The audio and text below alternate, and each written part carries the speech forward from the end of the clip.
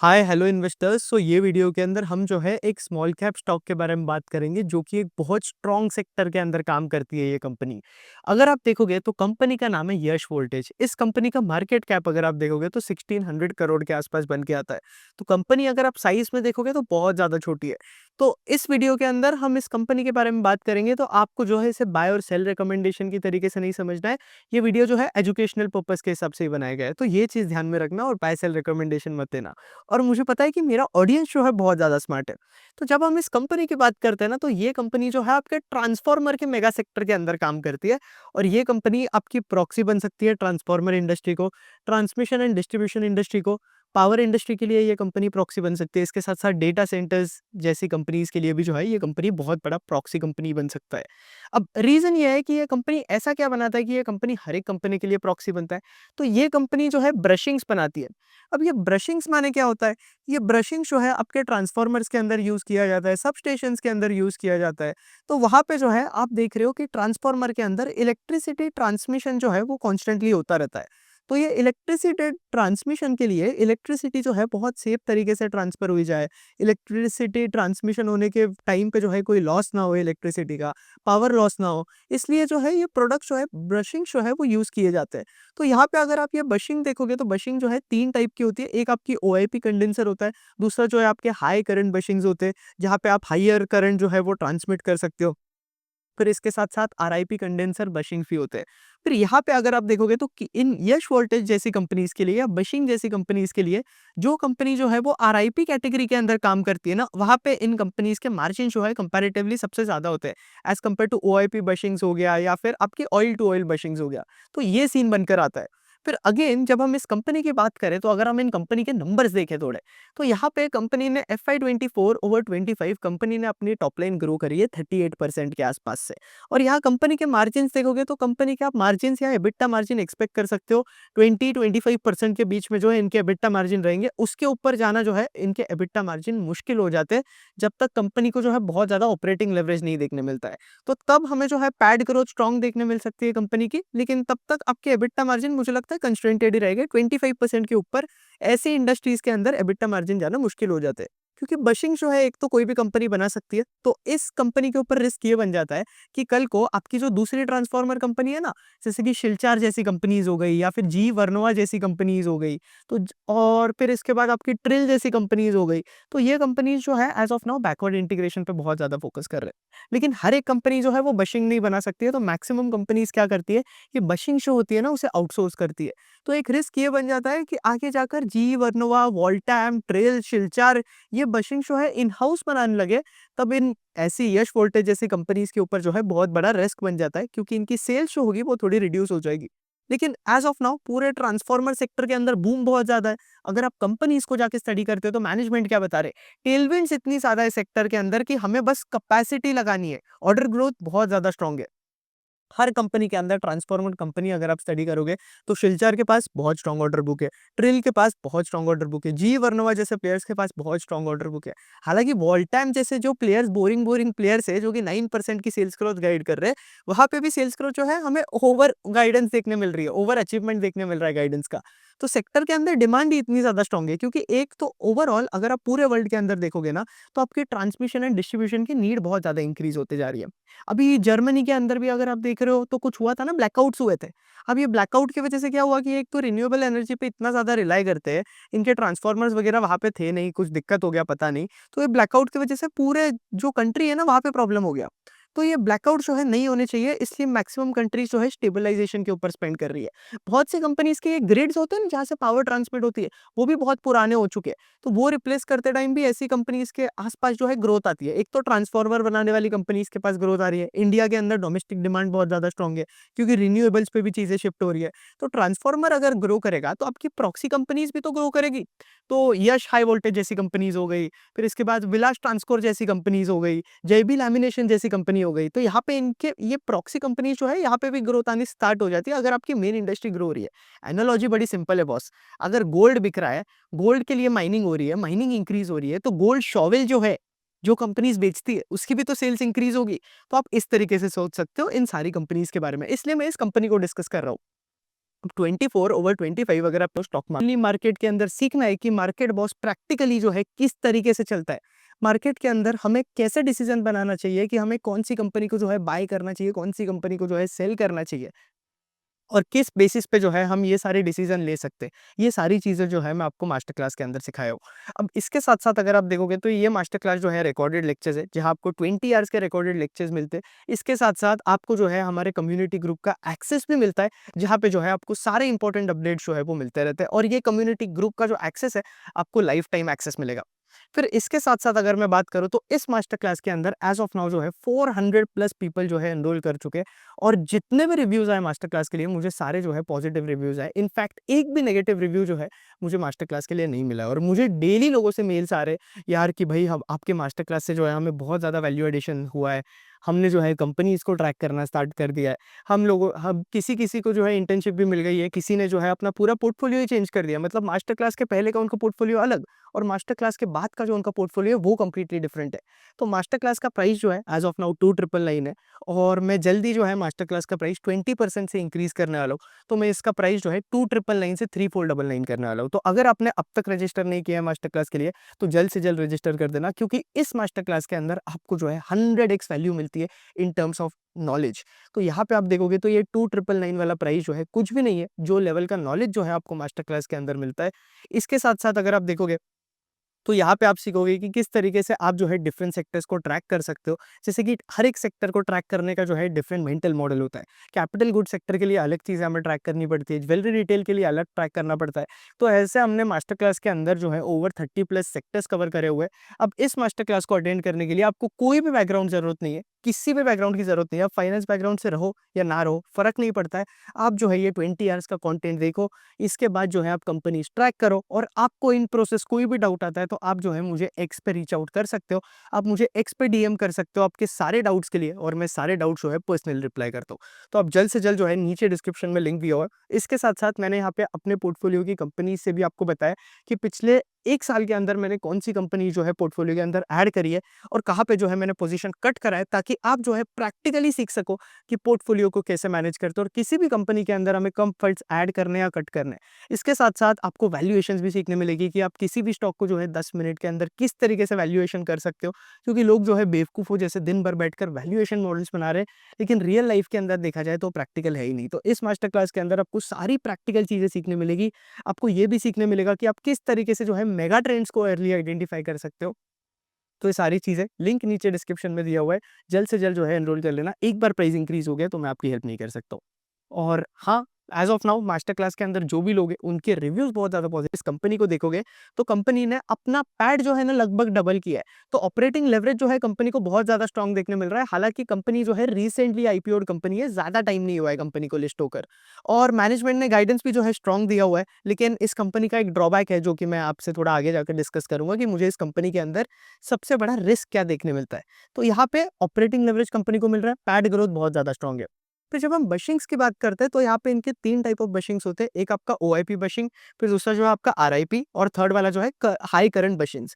सबसे ज़्यादा मार्जिन जो है कंपनी के ओआईपी बशिंग्स के अंदर बन के आते हैं और फिर उसके बाद जो है आरआईपी बशिंग्स के अंदर बनकर आते हैं। अब ये बशिंग्स यूज़ क्या किए जाते हैं सबस्टेशंस के अंदर, तो कौन सी कंपनी यूज़ करेगी? Power grid, NTPC, state utilities, कोई प्रोजेक्ट्स बनकर आ रहे हैं तो वहाँ पे ये कंपनी जो है यूज़ करती है। अब जब हम इस कंपनी का ओवर मिक्स देखें यश हाई वोल्टेज का, तो यहाँ पे आरआईपी जो है जो कि हाई मार्जिन प्रोडक्ट है, वो जो है 70 टू 80% ऑफ टोटल रेवेन्यूज़ है और ओआईपी जो है 15 टू 16% ऑफ टोटल रेवेन्यूज़ के आसपास कंट्रीब्यूट करता है। फिर आपका हाई करंट बशिंग जो है वो इस कंपनी का रेवेन्यू मिक्स के अंदर जो है कंपैरेटिवली बहुत ज़्यादा छोटा है, 4 टू 5% के आसपास। As of now maximum transformer company जो है इन हाउस नहीं बनाती है इन मशीन्स को, ये लोग जो है बाहर से बाय करते हैं। तो यश हाई वोल्टेज के पास डिमांड जो है बहुत ज़्यादा स्ट्रॉन्ग है। और कुछ ग्लोबल प्लेयर्स है जैसे कि हिताची एनर्जी जैसा प्लेयर बनकर आता है, जिसे एबीबी के नाम से हम जानते हैं अभी। जीई जैसा कोई प्लेयर बनकर आता है तो वो कुछ मशीन्स वगैरह जो है इन हाउस मैन्युफैक्चरिंग भी करते हैं। तो ये जो है इन कंपनीज़ के ऊपर एक रिस्क बन जाता है। जैसे कि क्रॉम्पटन ग्रीव्स भी जो है जो कि ये मशीन्स बनाती है। फिर इसके साथ-साथ हिताची एनर्जी भी जो है जो कि ये मशीन्स बनाती है। तो एक रिस्क बन जाता है यश हाई वोल्टेज पे। तो कल को इनसोर्सिंग हो गई तो बस इस कंपनी का धंधा लगभग खत्म हो सकता है। ये एक बहुत बड़ा रिस्क है जो कि मैं आपको हाइलाइट करना चाहूँगा। फिर इसके बाद थोड़ा गाइडेंस के बारे में बात करते हैं, क्योंकि मार्केट हमेशा आपको पता होगा आगे का दिखता है, पीछे का मार्केट नहीं दिखता है। किसी भी कंपनी के अंदर अर्निंग्स ग्रोथ आगे कितनी आ सकती है ना, उससे फ़र्क पड़ता है। पीछे आप कितना भी देख लो, एशियन पेंट्स ने कितना पैसा बना कर दिया, एचडीएफसी ने पैसा कितना बना कर दिया, कंपनी के अंदर से ग्रोथ चली गई, कंपनी पैसा बनाना बंद कर देती है। ये जो है मार्केट का सिंपल साइकोलॉजी है। अगर आप ये समझ गए तो आप सब कुछ समझ गए हो। सब कुछ नहीं समझोगे, मतलब मैक्सिमम चीज़ें समझ गए हो, क्योंकि बहुत लोग जो है ये मिस कर देते हैं। लोग पीछे की तरफ देखते होते हैं, आगे की तरफ कोई नहीं देख रहा होता है। ये लोगों को बहुत बड़ा दिक्कत लगता है मुझे। अब रेवेन्यू टारगेट की बात करूँ तो कंपनी के मैनेजमेंट ने गाइडेंस दिया हुआ है कि ये अपने रेवेन्यू जो है लगभग 3x से 4x कर देंगे एफवाई 30 तक। एज ऑफ नाउ कंपनी के रेवेन्यू कितने बनकर आते हैं? 2025 में कंपनी ने रेवेन्यू किया है 150 करोड़ के आसपास। तो कंपनी का मैनेजमेंट क्या गाइडेंस दे रहा है कि एफवाई 30 तक या तो हम 450 करोड़ कर लेंगे या फिर 600 करोड़ कर लेंगे। अब देखो, अब प्रॉब्लम क्या आता है, मैं आपको वो बताता हूँ। यहाँ से अगर आप कैलकुलेशन निकालोगे इस कंपनी का, तो आपका सीएजीआर जो बनकर आता है ना, रेवेन्यू सीएजीआर, वो 40 टू 50% के आसपास बनकर आता है। अगर 600 हुआ तो 50% का बनेगा। और आपका रेवेन्यू ग्रोथ के सीएजीआर की बात कर रहा हूँ मैं, आपके स्टॉक प्राइस की सीएजीआर की बात नहीं कर रहा हूँ मैं। बिज़नेस पे फ़ोकस करो, स्टॉक प्राइस क्या है, ध्यान दो, क्या सिखा रहा हूँ। फिर यहाँ पे आप देखोगे तो 450 करोड़ का अगर बनकर आता है, तो आपका सीएजीआर कितना बन सकता है? तब आपका सीएजीआर जो है 40% के आसपास बनता है, 35 या 40% के आसपास। तो उस हिसाब से अगर आप देखोगे तो जो गाइडेंस है ना, वो मुझे इतना ज़्यादा स्ट्रॉन्ग नहीं लगा कंपनी का, फ्रैंकली आपसे शेयर करता हूँ बात। क्यों रीज़न है, मैं आपको बताता हूँ। देखो, हमें कंपनी को, अगर हम कंपनी को खरीदने का सोच रहे हैं, तो हमें वैल्यूएशंस को कंसिडर करना पड़ेगा। वैल्यूएशन एक बहुत इंपॉर्टेंट मेट्रिक है। क्योंकि आप किसी भी चीज़ के लिए क्या प्राइस पे करते हो ना, उस पे डिसाइड होता है कि आपका अपसाइड आगे जाकर क्या है। अगेन, अगर आपको वैल्यूएशंस वगैरह सीखनी है, तो ये सारी चीज़ें जो है मैंने इक्विटी रिसर्च मास्टर क्लास के अंदर सिखाया हुआ है। आपको सब कुछ सीखने मिलेगा कि डिफरेंट सेक्टर के अंदर आप किस तरीके से वैल्यूएशन कर सकते हो, किस तरीके से आप किसी भी कंपनी को विदिन 10 मिनट वैल्यूएशन कर सकते हो, और आप किस तरीके से मेरी तरीके से डील फॉर्मेट के अंदर वैल्यूएशन कर सकते हो। मतलब आप कोई भी कंपनी को जो है 20 मिनट के अंदर वैल्यू कर पाओगे। कोई ज़रूरत नहीं है वो डीसीएफ मॉडल की, एक्सेल शीट वगैरह की, कुछ ज़रूरत नहीं है। इसके साथ-साथ यहाँ पे मैं आपको बुल बेयर बेस सिनेरियो भी सिखाऊँगा वैल्यूएशन के अंदर। फिर सेक्टर के अंदर आपको कौन-सी चेकलिस्ट फॉलो करनी चाहिए, वो सारी चीज़ें भी सिखाऊँगा। तो मास्टर क्लास का लिंक नीचे डिस्क्रिप्शन में एनरोल कर लेना, और इस मास्टर क्लास के अंदर जो वैल्यू मिलती है ना, वो बहुत ज़्यादा है, तो वो आप सोच भी नहीं पाओगे। तो जो प्राइस है वो बहुत ज़्यादा मिनिमल रखा है मैंने रिटेल इन्वेस्टर्स के हिसाब से। अब देखो, यहाँ फ़ोकस करो। यहाँ पी जो है ना स्टॉक का, वो 78 के आसपास बनकर आ रहा है। वैल्यूएशन जो है बहुत एक्सपेंसिव लग रही है मुझे। रीज़न मैं बताता हूँ मुझे वैल्यूएशन एक्सपेंसिव क्यों लग रही है कंपनी की। क्योंकि कंपनी गाइडेंस ही दे रही है बॉस 40% का। आपका पी है 80 के आसपास का। तो आप अगर ग्रोथ के हिसाब से कंपनी का वैल्यूएशन कैलकुलेट करोगे, तो आपका पेग जो है वो 1.5 के ऊपर चल जाता है, जो कि एक्सपेंसिव लगता है। और मार्केट के अंदर इस कंपनी से बेटर डील्स अवेलेबल है एज़ ऑफ नाउ। अगर मैं बात करूँ तो बहुत बेटर कंपनीज़ है जो कि 1.5 पेग पे ट्रेड कर रही है। अब इस कंपनी को आगे जाकर ऑपरेटिंग लेवरेज मिलेगा, तब स्टोरी प्ले आउट हो सकती है। तब मैं बोलूँगा कि थोड़ा रीज़नेबल बन सकता है। लेकिन एज़ ऑफ नाउ मुझे वैल्यूएशंस एक्सपेंसिव लगती है, इसलिए मुझे गाइडेंस इतना स्ट्रॉन्ग नहीं लगा इनका। और भाई मुझे एक बात बताओ, 150 करोड़ का आपका रेवेन्यू है। 150 करोड़ के रेवेन्यू पे आप आराम से 100% पे ग्रो कर सकते हो। अगर कंपनी 100% पे ग्रो करती तब मेरा इंटरेस्ट बनता, और अगर थोड़ी वैल्यूएशन चीप होती तब मेरा इंटरेस्ट बनता। As of now Yash voltage के अंदर इंटरेस्ट नहीं बनकर आ रहा है। क्योंकि आप मुझे एक बात बताओ, मैं एसएमई कंपनी के अंदर इन्वेस्ट कर रहा हूँ, तो मेरा एक्सपेक्टेशन क्या बनकर आता है कि कंपनी जो है बहुत ज़्यादा फास्ट पेस पे ग्रो करे। अगर कंपनी ग्रो करेगी तभी तो मैं पैसा बना पाऊँगा। कंपनी ग्रो ही नहीं कर रही है तो पैसा कैसे बनेगा? समझ रहे हो? तो ये मुझे दिक्कत लगता है इनके गाइडेंस से। तो इसलिए मैं बोलता हूँ आगे का देखो। अब प्रॉब्लम क्या बनकर आता है, इससे बड़ा मैं आपको ये बताता हूँ। पहले जब कंपनी का डीआरएचपी आया था ना, तब कंपनी के मैनेजमेंट ने गाइडेंस कितना दिया था आप सोच भी नहीं सकते हो। पहले मैनेजमेंट ने गाइडेंस दिया था एफवाई 29 तक ये लोग 1300 करोड़ करेंगे। अब 1300 करोड़ अगर आप कैलकुलेट करते हो, तो आपका गाइडेंस जो है कम से कम 50 टू 60% सीएजीआर के आसपास बन जाता है। रेवेन्यू ग्रोथ, इनकी टॉप लाइन जो है 60% सीएजीआर के आसपास ये लोग इंक्रीज़ करेंगे। ये गाइडेंस था। लेकिन साला इन्होंने गाइडेंस थोड़ा रिड्यूस कर दिया। अब पहले इन्होंने ये बताया कि हमने पहले अचीवेबल गाइडेंस दिया था। अचीवेबल मतलब एकदम इंटरनल गाइडेंस दिया था। अभी हम थोड़ा अचीवेबल गाइडेंस दे रहे हैं। तो भाई ये सब बकवास आप हमारे पास मत करो। आपने पहले गाइडेंस कुछ और दिया था, अभी आप गाइडेंस कुछ और दे रहे हो। गाइडेंस थोड़ा आपका रिड्यूस हो गया है। तो ये मुझे दिक्कत नहीं लगी। ये दिक्कत लगी मतलब कंपनी के अंदर। अब ऐसा भी हो सकता है कि कंपनी के मैनेजमेंट ने अभी हमें कंजर्वेटिव गाइडेंस दिया है। आगे जाकर मैनेजमेंट और डिलीवर करता है। तब इंटरेस्टिंग बन सकती है कंपनी। अगर डिलीवरी अच्छा है कंपनी का, मैनेजमेंट एग्जीक्यूट कर रहा है सब सही से, ओवर डिलीवर कर रहा है, तब इंटरेस्टिंग हो सकता है कंपनी। एज़ ऑफ नाउ इतना मन नहीं बनता है कंपनी से। फिर जब हम मार्जिन्स की बात करें, तो यहाँ पैट मार्जिन जो है कंपनी के 14.26% के आसपास भी बनकर आते हैं। अब मैं ऐसा नहीं है सिर्फ रिस्क और फालतू बातें कर रहा हूँ कंपनी के बारे में। आपके साथ ग्रोथ अपॉर्च्युनिटी भी डिस्कस करूंगा मैं कंपनी पे। थोड़ा कॉन कॉल पे ध्यान दो एज़ ऑफ नाउ। फिर इसके साथ-साथ पूरे ट्रांसफार्मर इंडस्ट्री के अंदर कुछ टाइम पहले क्या हो रहा था, आपका रॉ मटेरियल इश्यू फेस करने मिल रहा था इन कंपनी को। मतलब क्या कि आपके रॉ मटेरियल जो है उनके सप्लाई के अंदर प्रॉब्लम देखने मिल रहा था और आगे जाकर बहुत सी कंपनीज़ कैपेसिटी एक्सपेंशन कर रही है ट्रांसफार्मर इंडस्ट्री के अंदर।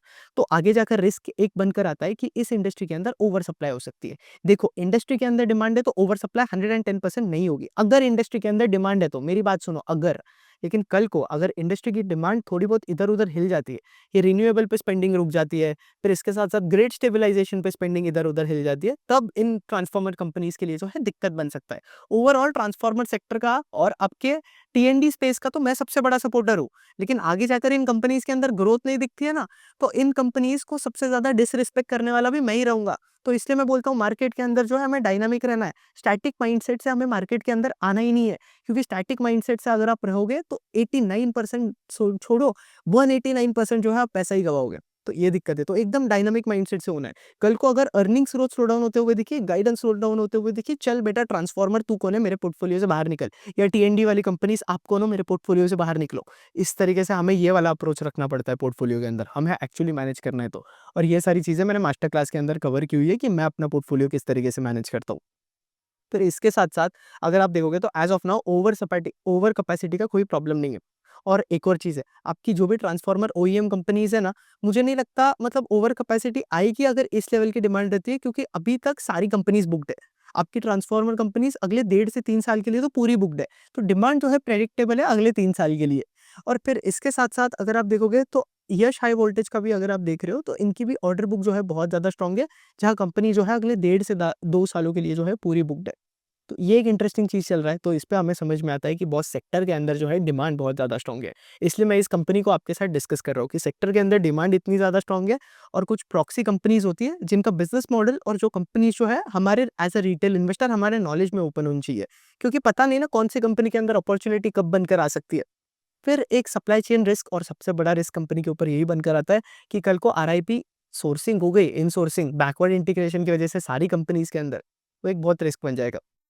अब इंडिया के अंदर जो आपका आरआईपी होता है ना, वो 4.5x एक्सपेंसिव होता है आपके ओआईपी से।